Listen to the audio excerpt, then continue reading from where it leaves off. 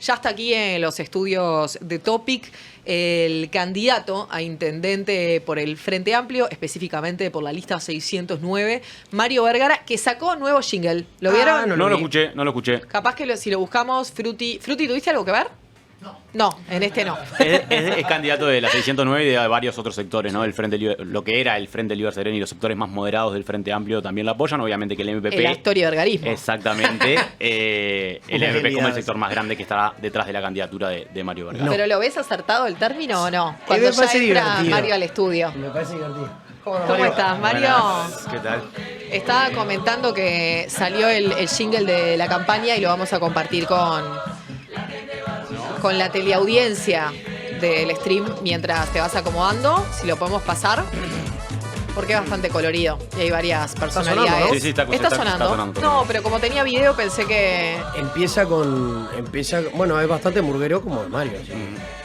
Está identificado con el candidato. Pero ahí pudiste cortar el bacalao, Mario, decir... Que Yo sea soy más... siempre el último en enterar. No participás de las decisiones creativas, digamos. Llegaste a grabar el spot y ahí escuchaste la canción. Nadie me sigue el tren. No, bien. Son decisiones igual que me imagino que, a ver, que son importantes, pero a la hora de priorizar tus competencias, tal vez eso son de las que podés delegar, ¿no? Es decir, Sí, bueno, la parte sí. creativa, publicitaria. Sí, quizás sí le pegás la última mirada para sentir que no haya nada que te incomode, Claro. digamos. Porque te lo tenés que sentir Que no te hagan Pero hacer, que no te hagan hacer sentadillas, por ejemplo, nada de eso. No la fase creativa, capaz que no tanto. Pero quedé muy satisfecho con el jingle, creo que es pegadizo, es ingenioso, me parece que está bueno. Mario, ¿cómo sentís una campaña? Después de una campaña electoral nacional que todos preveíamos que iba a ser fría, y fría fue, o distinta por lo menos, ¿cómo la ves ahora las departamentales que tienen otro grado? No, las frialdades son relativas, en el sentido de que a medida que se acercan las fechas, capaz que tenés tramos más cortos, en donde la gente se informa, se empieza a posicionar el tema de la elección.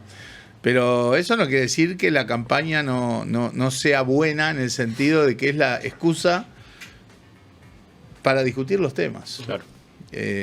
Las campañas tienen ese valor, ¿no? Obliga a los referentes de los distintos sectores, de los distintos partidos, gracias, a poner los temas sobre la mesa.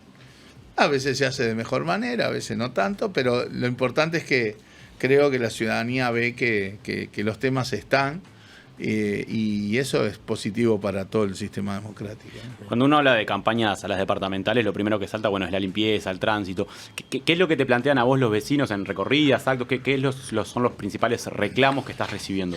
Sí, hay dos niveles. Uno es el nivel general, que refleja y que se refleja en encuestas que la Intendencia hace de manera sistemática acerca de cuál es la perspectiva, la visión que tiene la ciudadanía sobre la enorme cantidad de tareas que hace la Intendencia, enorme. La mayoría son bien valoradas: espacios públicos, políticas culturales, políticas sociales, policlínicas. Pero tenés los dos temas, entre comillas, más deficitarios. El primero, por lejos, el vinculado a la limpieza y los residuos. El segundo, el de la movilidad y el transporte. Pero, vuelvo a decir, con distancia con respecto al tema de la limpieza. Eso sí se refleja generalizadamente cuando uno recorre el departamento. Y después hay elementos puntuales que de repente en cada territorio o en cada barrio locales, o en el Montevideo rural, problemáticas puntuales, pero los generales son esos, ¿no? Limpieza y movilidad. Antes de seguirnos adentrando, Mario, justamente en las problemáticas y en tus prioridades para esta campaña, me gustaría preguntarte en qué momento diste el sí para ponerte a predisposición y para encarar esto y decir, bueno, estoy para ser intendente de Montevideo. Sí. No fue un proceso lineal realmente, porque uno viene de largo en la política. Hemos tenido el privilegio de tener responsabilidades importantes. Yo estuve 14 años casi en los equipos económicos de los gobiernos del Frente, en lugares salientes, ¿no? El Ministerio, Banco Central. Había estado incluso 4 años antes en en el directorio de la Unidad Reguladora de Comunicaciones, cuando se creó la URSEC. Y después estuve en el Senado, 5 años. Y la verdad que, bueno, después de los procesos de las 2 campañas, 2019-2024, tenía un menú de opciones, esa es la verdad, tenía un menú de opciones de que podía integrar el Ejecutivo en alguno de los ministerios, ¿sí? O se habló en un principio de Economía, de Cancillería, o Banco Central, o OPP, o mantenerme en el Senado. Son todos lugares obviamente muy, muy importantes. Pero me gustó el desafío de la Intendencia, primero porque ando con ganas de volver a la cosa más ejecutiva, ¿sí? Y además la Intendencia es un desafío que se vincula a problemas que la gente percibe como que le impactan más cotidianamente, ¿no?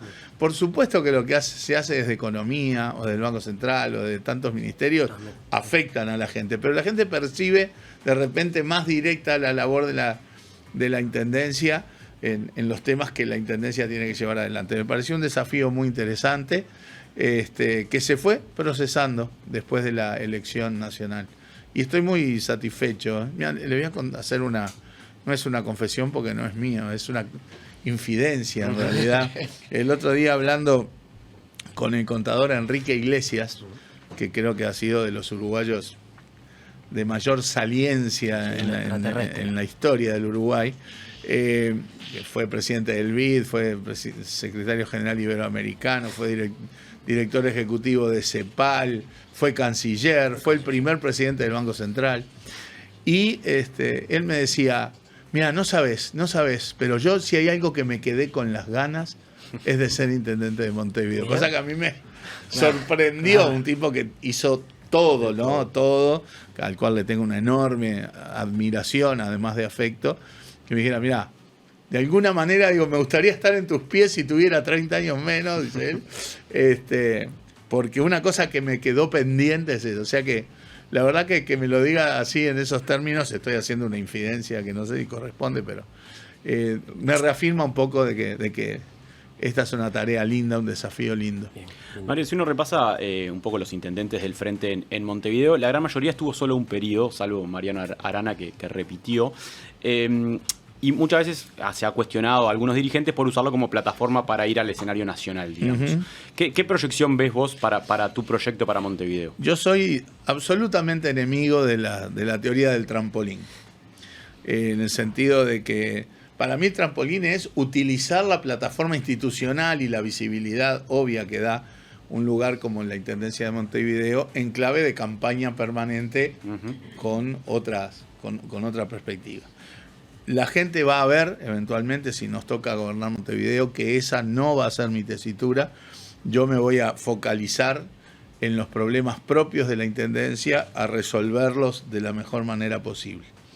La Intendencia sí tiene una necesidad de tener una visión de 10, 15 años como institución para resolver problemas. Visión no quiere decir que haya que esperar 10, 15 años, porque hubo un medio de prensa que me tergiversó esa expresión. Hay que tener visión, que la tiene en la medida que, bueno, que haya una continuidad de partido político. Pero en lo personal, uno en 5 años o 10 años, la verdad, es imposible saber dónde vamos a estar parados, qué dice la ciudadanía. Pero lo que sí está claro es que yo no me incorporo a este desafío en lógica de trampolín de ninguna manera, y la gente va a ver desde el primer día que nuestra lógica no es de campaña, sino de resolución de los problemas. ¿Pero sentís que en casos anteriores sí fue usado como trampolín? No voy a opinar sobre eso. Recién hablabas de las encuestas o de la evaluación que tiene la Intendencia sobre los distintos temas que aborda y de los que se encarga. Y es verdad que si uno mira por área, digamos, hay muchos que dan positivo. Hablabas de estado de parques, iluminación, acciones culturales, saneamiento. Todos esos tienen balance negativo. Pero si positivo, perdón. Pero si uno mira el balance general, en el último año el promedio, la evaluación de la Intendencia es negativo. ¿Qué análisis haces de esos números? Sí, es la última etapa en la que hay más desaprobación que aprobación a nivel general. Algo que no pasaba desde 2014. Desde 2014. Bueno, obviamente es un llamado de atención que hace la ciudadanía y hay que tomar nota. Afortunadamente eso no se está reflejando en la intención de voto. O sea, la gente le va a seguir dando, según indican todas las encuestas, la responsabilidad de gobernar Montevideo al Frente Amplio, si bien estás haciendo un llamado de atención, está marcando la cancha en decir, ojo, que podés seguir gobernando, pero esto no nos está gustando por tal o cual cosa, y claramente esas mismas encuestas indican que tienen que ver con el tema de la limpieza y el transporte. ¿Y por qué crees, Mario, que se da ese fenómeno de esa intención de voto que parece inamovible desde hace tantos años, cuando de todas maneras igualmente el vecino y la vecina te siguen diciendo, mirá, esto así no va más, pero igual va? Pero va más. Claro. ¿Pero por qué? ¿Por qué crees vos? Es hipótesis, ¿no? Uno sí, no sí, tiene sí, por supuesto, la explicación mágica. Yo creo que primero sí hay un sentimiento de frente amplismo en Montevideo fuerte, o sea, de posicionamiento ideológico previo o político previo que impacta bastante en un contexto de un Uruguay en donde mover 5 puntos del electorado es una batalla... Hicimos una montaña. Claro, épica, ¿no? O sea, Uruguay tiene preferencias políticas muy arraigadas que le dan muchísima continuidad, fruto de la labor histórica de los partidos políticos. Pero es cierto que en Montevideo está muy aferrado una base frente amplista importante. Y la otra hipótesis mía, que puede ser controvertible, por supuesto, es que también no se ven alternativas. En todo caso, la gente en Montevideo dice, no, está bien, estos no lo están haciendo del todo bien, pero yo prefiero esto a cambiar hacia otro tipo de intendencias donde hay desastres de otra naturaleza, ¿no? De irregularidades, de horas extras, de compra de combustible, de ingreso a dedo, de reparto clientelar. Y además, bueno, la coalición también estuvo 5 años ahora en el gobierno. La gente optó porque no siguiera, y creo que eso también impacta en decir, bueno, ese famoso cambio per se, que de alguna manera iba a funcionar en el gobierno y no funcionó, bueno, no queremos arriesgar eso en la intendencia. Pero son interpretaciones que se pueden hacer y alguien puede tener interpretaciones distintas. Hacías mención, perdón, Santi, hacías mención ahí de algunas prácticas que sobre todo ha pasado en las intendencias del interior, pero en las intendencias del interior también se da el mismo fenómeno de que muchas veces el mismo partido, sobre todo el Partido Nacional, mantiene. ¿Por qué crees que ahí sí puede haber deficiencias en la gestión? Sí, porque se habla de 35 años en Montevideo, hay intendencias del interior que llevan 60, 70 años, ¿no? 50 años. Bueno, pero yo creo que ahí sí juega en lo local una lógica que pesa del clientelismo político. Porque para entrar a trabajar en la intendencia, para tener arena, pedregullo, chapa, para ver si pellizcas horas extras, ahí hay un funcionamiento clientelar que es lo que da esa continuidad.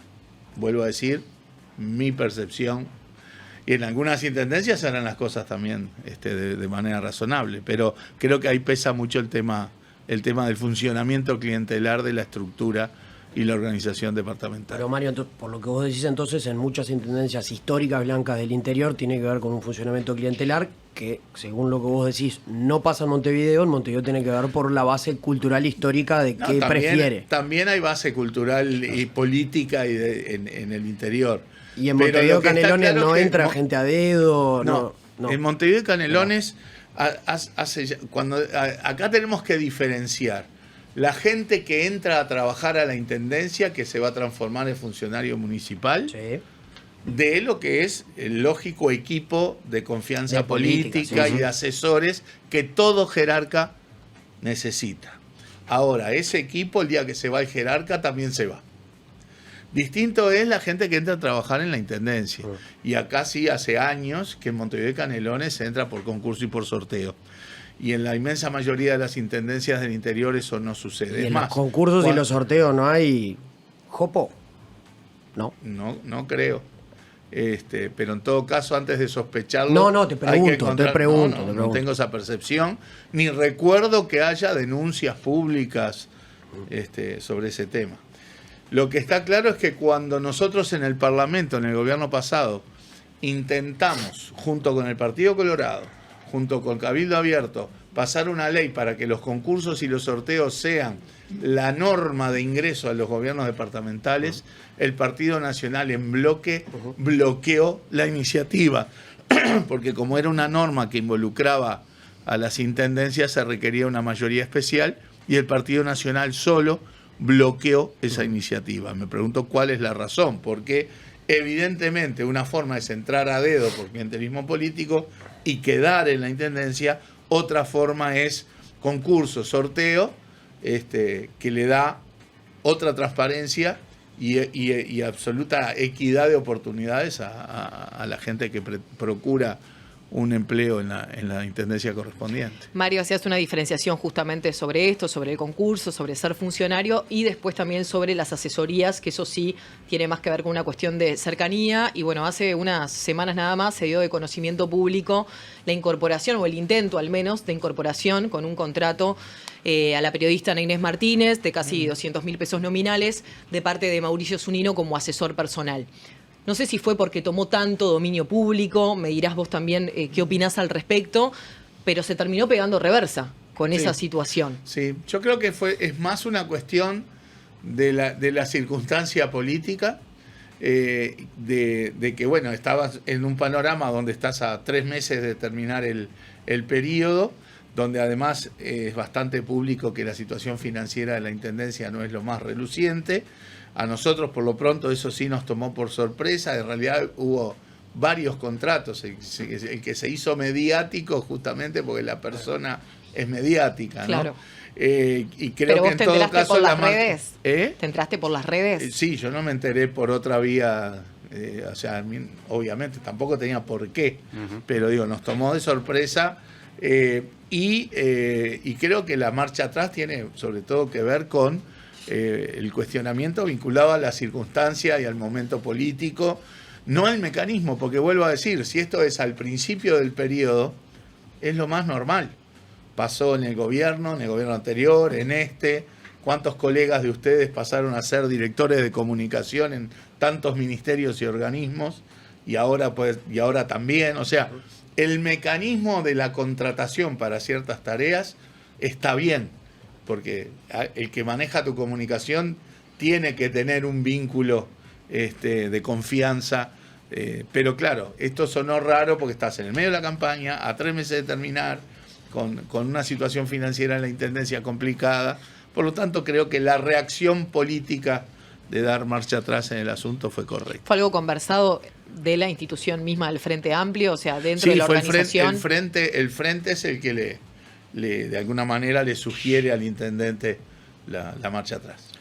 Mencionaba recién la situación financiera de la Intendencia, que bueno, que también generó un poco de sorpresa en el último tiempo y que incluso hubo algunos recortes que se impulsaron desde esta administración.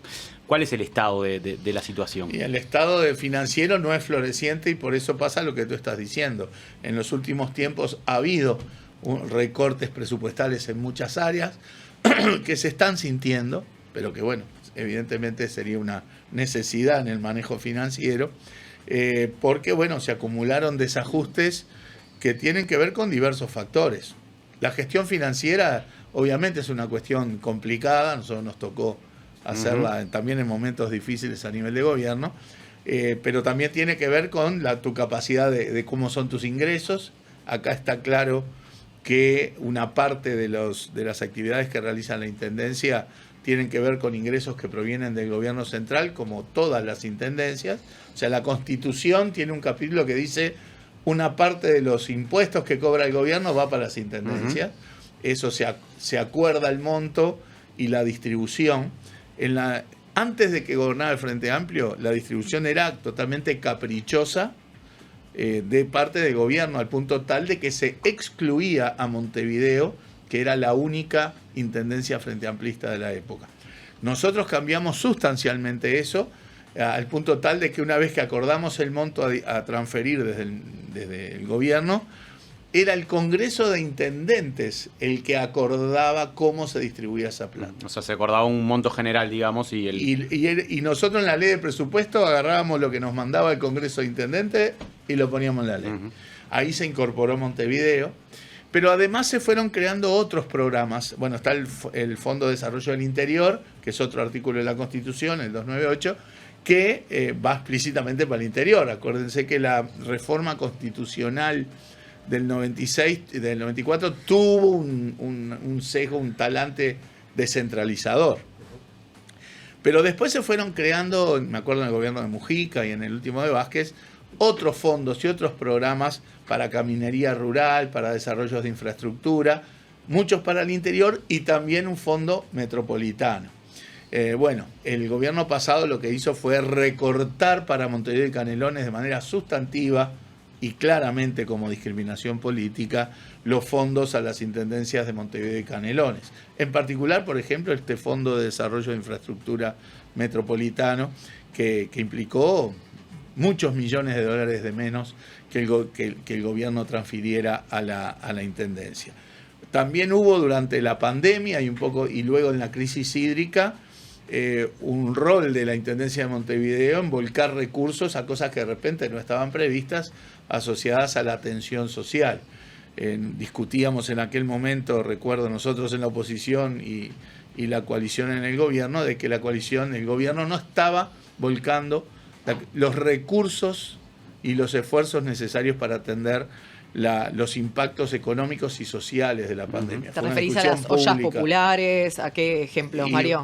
Bueno, a que el monto que manejó el gobierno de ayuda en el terreno social, en ollas populares, ¿no? Pero no solo tan concreto, las ollas populares es notorio. En el conjunto de las ayudas, que el propio gobierno preveía determinados montos y terminó subejecutando, o sea, gastó menos de lo que ellos mismos planteaban que podía gastarse. Fue una discusión pública que estuvimos 2 años discutiendo esto, ¿no? Bueno, la intendencia ahí intervino ayudando donde se sentía que el gobierno no ayudaba. En particular, por ejemplo, el tema de ollas populares, pero no solo. Lo mismo pasó luego en la crisis hídrica, como antes había pasado en la crisis del 2002. Entonces, bueno, ahí también hubo, digamos, que volcar recursos financieros que fueron acumulando un déficit de cosas imprevistas.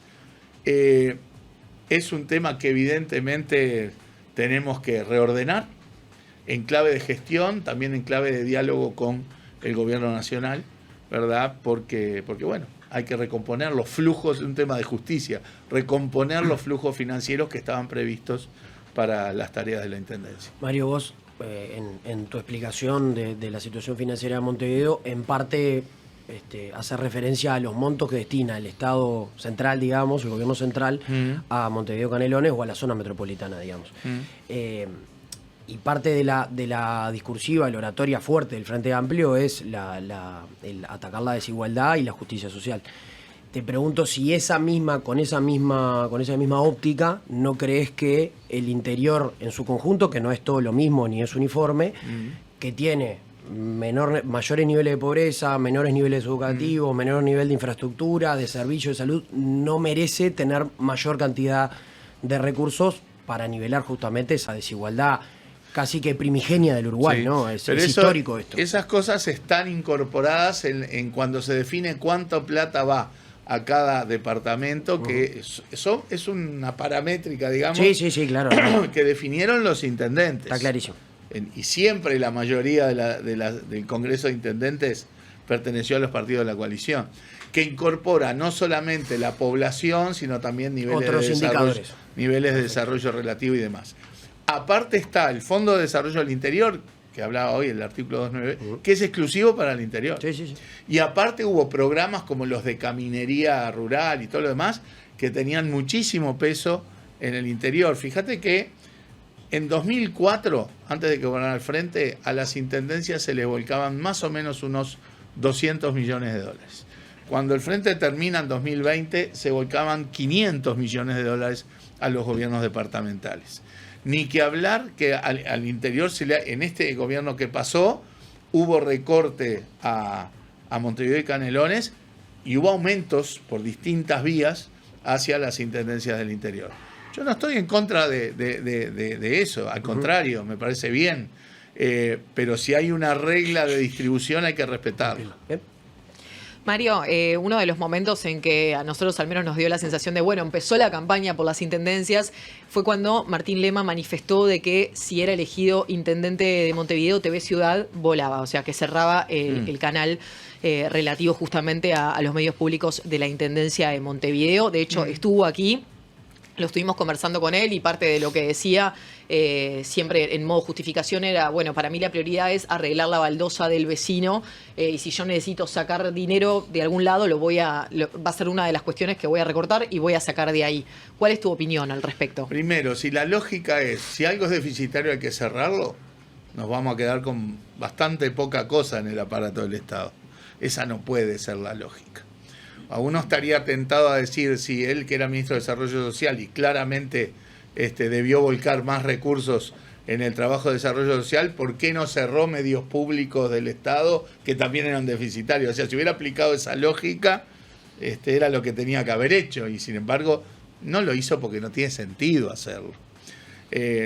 Vuelvo a decir, si todos los emprendimientos y en particular los medios de comunicación públicos deficitarios hay que cerrarlos. No, acá claramente atrás hay una motivación de justificación de campaña hacia la intendencia y también de sesgo político, porque creo que también es lógico que TV Ciudad, porque ha sido manifestado por muchos representantes de la coalición, bueno, tienen digamos, esa versión vinculada al sesgo político que perciben en TV Ciudad. Y ahí yo lo que digo es, todos los medios de comunicación, un poco más, un poco menos, sobre todo en los programas periodísticos, tienen algún sesgo y a mí me parece lógico. Hablar de una neutralidad me parece ilusoria. La clave de la democracia está en que todas las voces se puedan expresar y para eso que existan la mayor cantidad de plataformas posibles como para que todos se puedan expresar. Y yo creo que TV Ciudad es una actividad en la que se expresan voces, en la que hay educación, hay cultura, hay programas focalizados en Montevideo, que otros medios de comunicación no tienen por qué desarrollar. O sea, creo que hay un aporte educativo, cultural. Y bueno, si el tema es el déficit, bueno, podemos trabajar un poco sobre eso. Acá hay que acordarse que cuando se crea TV Ciudad, ustedes no eran nacidos, hubo un acuerdo con los canales de televisión que eran los dueños del cable en Montevideo, para que TV Ciudad entrara en el cable, porque si se hacía TV Ciudad y no había canales por los cuales verse, ese acuerdo incluyó el compromiso de que TV Ciudad no iba a participar, digamos, de la torta publicitaria.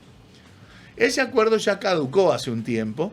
Hoy TV Ciudad incipientemente ha empezado a trabajar con lógicas de publicidad, pero con volúmenes muy pequeños. Yo creo que ahí hay un margen más que razonable como para avanzar, hacer más sustentable el canal, sobre la base, reitero, de que lo importante es para qué está, y está para dar plataforma para diversas voces. Yo veo que en TV Ciudad van dirigentes de todos los partidos políticos, de las organizaciones sociales, empresariales.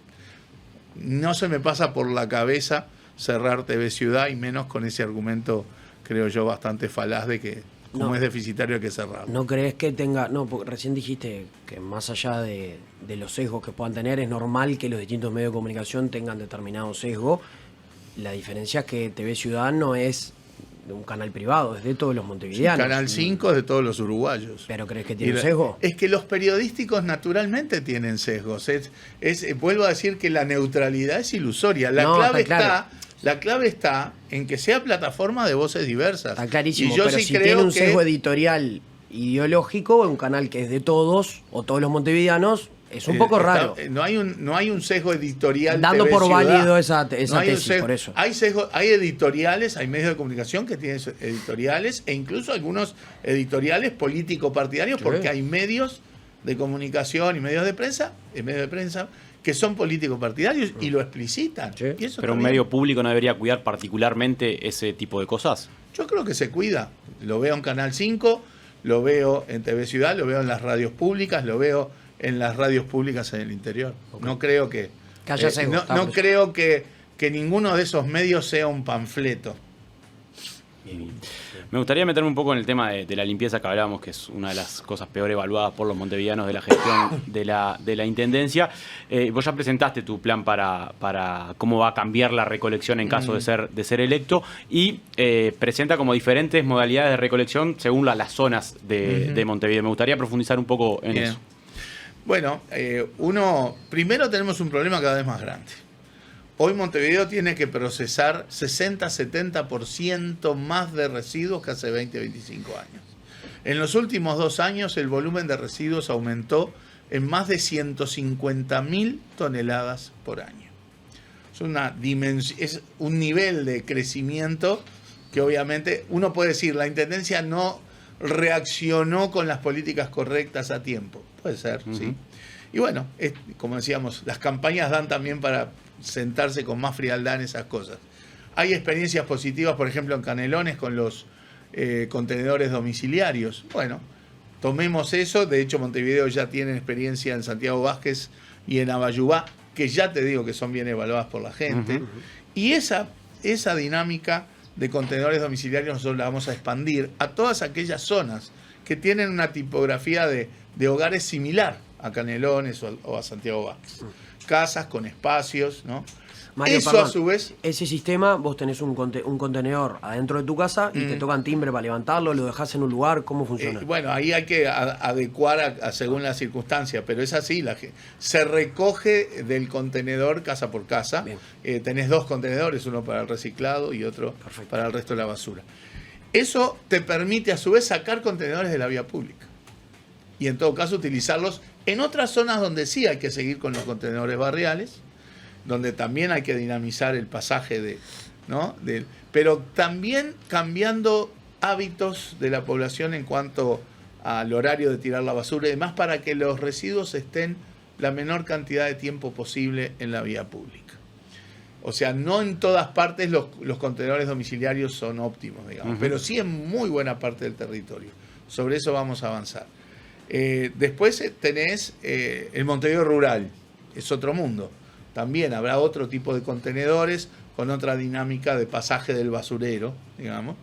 Y en algunas zonas, sí, en avenidas sobre todo, podemos pensar sí en desarrollar los contenedores soterrados, que ya hay contenedores soterrados en Montevideo, hay 6, según tengo entendido, en la zona alrededor de la Intendencia justamente.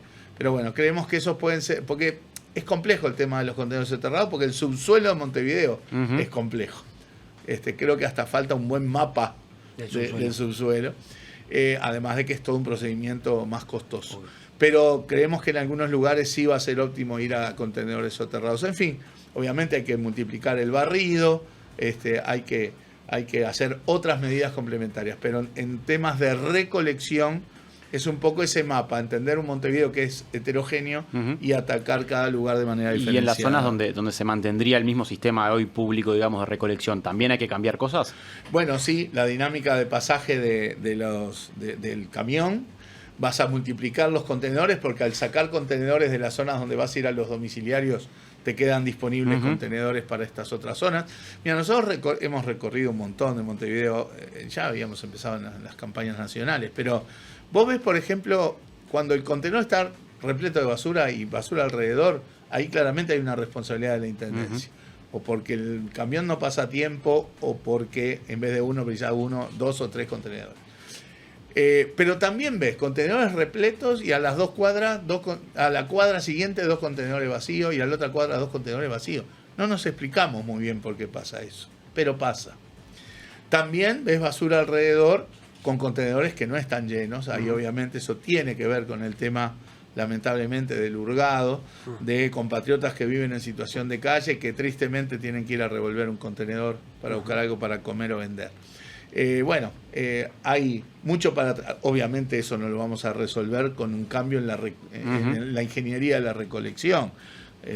Políticas sociales asociadas con el Ministerio de Desarrollo Social, el Ministerio de Salud Pública, el Ministerio del Interior, el Ministerio de Vivienda y la Intendencia. Nosotros en eso no nos quitamos responsabilidad, pero está claro que sobre la Intendencia no lo puede abordar. Pero hay una planificación especial para esto, Mario, porque Va a siempre tener es algo que que también va correlacionado al tema de la molestia de los vecinos y las vecinas con la basura, que tiene que ver con personas hurgando, y básicamente eso es personas en situación de calle que no tienen otra forma de alimentarse. Y también molestia de vecinos por las personas en situación de calle. Problema de convivencia. Porque acá hay un tema de derechos de esas personas y de derechos de todos los ciudadanos. Es un tema de convivencia. Y va a tener que haber, sí, una política dirigida a ese punto, porque en los últimos 2 gobiernos hubo un crecimiento de unas 1.700 personas para la situación de calle. 700 en el último gobierno del Frente, 1.000 en el gobierno anterior. De unas 3.000, estoy hablando de números del último censo del MIDES, no está totalmente actualizado esto, pero grosso modo está cerca de las 3.000 personas en el censo, hay gente hoy que te habla de 4.000, y bueno, y ha habido un crecimiento muy importante. Ahora, tenemos que atacar eso, que además son personas que no son las mismas personas que estaban en situación de calle después de la crisis del 2002. No, claro, ahí bajó sustancialmente. Claro, ahí bajó sustancialmente la gente en situación de calle, pero era gente con culturas de trabajo, con formación, con capacidades de reinserción más sencilla que la gente que hoy tenés de repente en situación de calle.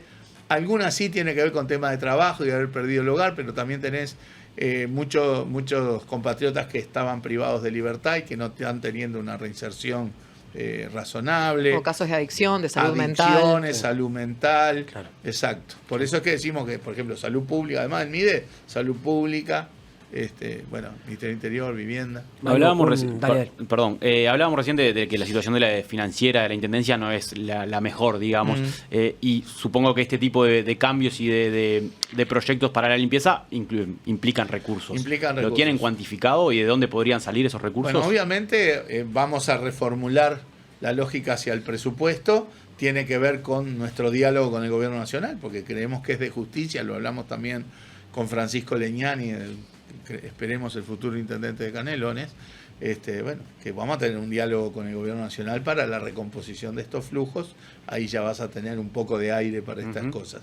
Y después hay otros proyectos que involucran financiamiento que no es solo de la Intendencia o de las Intendencias. Si me permitiste, trampeo un poco y me paso al tema movilidad.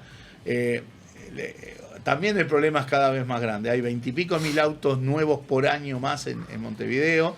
Circula casi 500.000 de autos en Montevideo todos los días. Entre los que somos montevideanos y los que vienen de Canelones, de San José, van y vienen a trabajar, a estudiar. Y la ciudad más o menos la misma.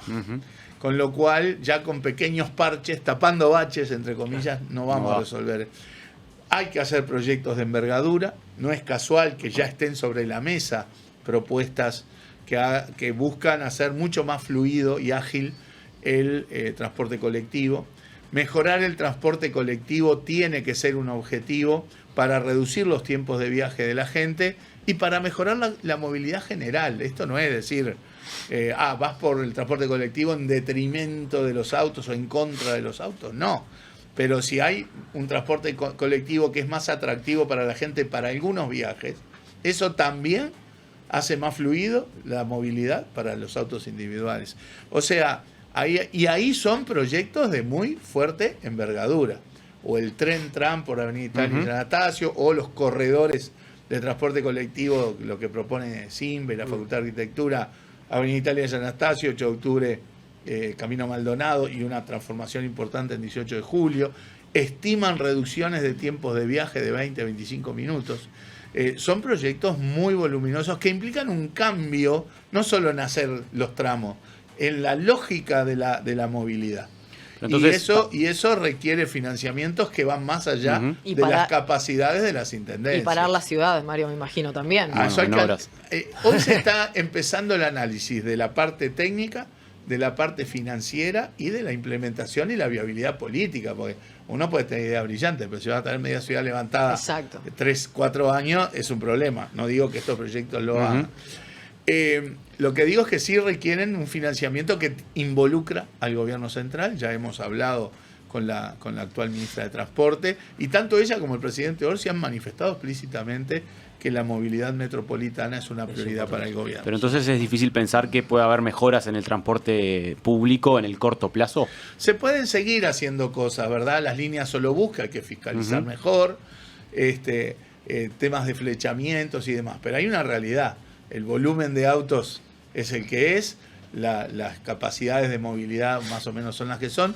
Se puede mejorar en algunos tramos con algunos cambios de la regla de juego de la movilidad, pero sin proyectos de esta envergadura, en la visión de 5 años para adelante, no vamos a tener una buena solución. Bien. Mario, Santi, vos tenías una. Sí, la del estribo nomás, porque sabemos Es la que te tenés que ir. Esa es la del gol. Sí, tengo Comisión de Educación y Cultura ahora del Parlamento. No, ahí mismo donde estás sentado vos estuvo hace unas semanas Martín Lema, y varias de las cosas que conversamos y preguntamos, que yo lo veo como un diagnóstico bastante similar y con algunas propuestas también bastante similares, particularmente el tema de la basura.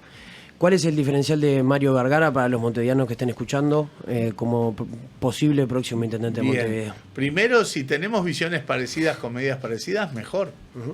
Las votaremos todos, las impulsaremos todos y nadie bloqueará el financiamiento, como pasó en el gobierno anterior. Así que eso yo lo veo como una nota de optimismo. Más allá de las propuestas, el Frente Amplio tiene un programa común, o sea que uno podría decir, entonces, bueno, los 3 candidatos Frente Amplistas sí nos vamos a seguir el programa, pero igual hay diferenciales, ni que hablar con los candidatos de la coalición. Y yo creo que el foco está en la trayectoria, en las capacidades, en la experiencia de gestión, que en aspectos vinculados a la gestión financiera, con visión y con trabajo de equipo. Nosotros lo que ofrecemos es eso, experiencia de gestión y equipo en buena medida, gente que sí está en la intendencia, otra gente que va a venir de fuera de la intendencia en el equipo de dirección, pero que está claro que es fundamental el equipo, porque la intendencia hace de todo, sí. Desde la partida de nacimiento hasta la necrópolis, ¿sí? Pasando por las cosas más diversas. Entonces, eso es lo que un poco proponemos en un talante de gobierno absolutamente participativo. Le damos un rol muy importante a los municipios, le damos un rol importante a los consejos municipales, porque es la primera línea de cercanía con la gente, donde palpás y vivís los problemas de la gente y escuchás propuestas de la gente. Y participación, diálogo, negociación, escucha con la ciudadanía, con los trabajadores. No podemos llegar a un organismo asumiendo que en 3 meses nos vamos a estar dando de bomba con los trabajadores, una cosa que no conduce a nada. Con las empresas, con las organizaciones sociales, con las cooperativas que de una u otra manera participan del despliegue de las tareas del gobierno departamental. Bien, muchas gracias, Mario, por tu Mario. tiempo. Ha sido un gusto. ¿Sería una intendencia astorivergarista? Una intendencia montevideana, esa es la que queremos hacer, porque una vez que uno hace una campaña con un perfil, uno hace una campaña con el soporte del partido político, pero una vez que te eligen tenés que gobernar para todas las montevideanas y Pero los te sentís montevideanos. identificado igual con ese concepto que se Sí, instaló. cómo no, orgullosamente. Sereñista, astorista, claro que sí. El astoriverganismo, nunca terminaré de agradecerle a Manini que pegue mi nombre al de Danilo. Mario, si sos intendente, ¿los martes en la Hacienda se mantienen Por o supuesto. hay oficina abierta? Hay 2 cosas que se mantienen y que ya se vienen manteniendo hace muchos años. Sí. La Hacienda con mis amigos Sí. politólogos and company a la tarde. Sí. Que aparte como que les armaron un menú ahora. No, porque no, los martes hay nos menú avisa- especial para ustedes. Bueno, se ve que están informados ahí. Y lo otro, el coro del Banco Central. Bien. El Nota del Tesoro, martes a las 6 de la tarde, no pidan entrevista, No. porque de 6 a 8 los martes está bloqueada la agenda por el coro. Muchas gracias, Mario. Un gusto. Muchísimas gracias.